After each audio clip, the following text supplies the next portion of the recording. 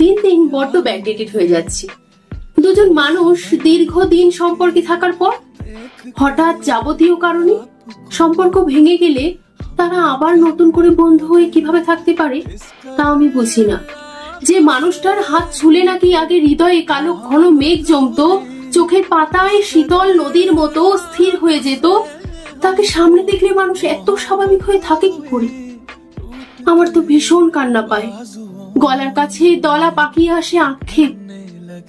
মানুষের মন থেকে উঠে যাওয়া ব্যাপারটা এত চটজলদি হয় কি করে তা আমি বুঝি না। যে বিছানা আমার রোজকার অভ্যেস, সেটা এক রাত ছেড়ে থাকলে ঠিকঠাক ঘুমই হয় না, সেখানে একজন মানুষ বুকের জমিন উচ্ছেদ করে চলে যাওয়ার পর দিন থেকে আমার খুব স্বচ্ছন্দে চুলে তেল লাগিয়ে স্নান করবো, হাসি মুখে টান টান বারান্দায় পা এলিয়ে বিদেশি উপন্যাসের পাতা উল্টাবো, ডাল আলু ভাজা মেখে পেট পুড়ে খাবো, এবং ঠিক সপ্তাহখানেক পর জিজ্ঞেস করব, আমরা কি বন্ধু হয়ে থাকতে পারি না? কি করে পারেন? সবকিছুর সময় লাগে, একটা ক্ষত সারতে জুৎসই মলম লাগে দীর্ঘদিন ধরে। একটা মানুষকে ভুলতে কখনো কখনো গোটা জীবনও কম পড়ে যায়। মানুষ তো ঠিক মতো ভালোবাসলে মানুষ ঈশ্বরের মতো প্রেমকে সাধনা করে, আর প্রেম আর প্রার্থনা তো আলাদা নয়, একই ব্যাপার।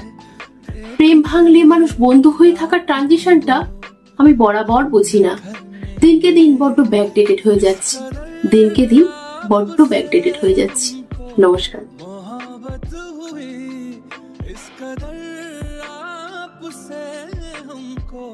मोहब्बत हुई टूट के बाजुओं में बिखरने लगे, आपके प्यार में हम संवरने लगे।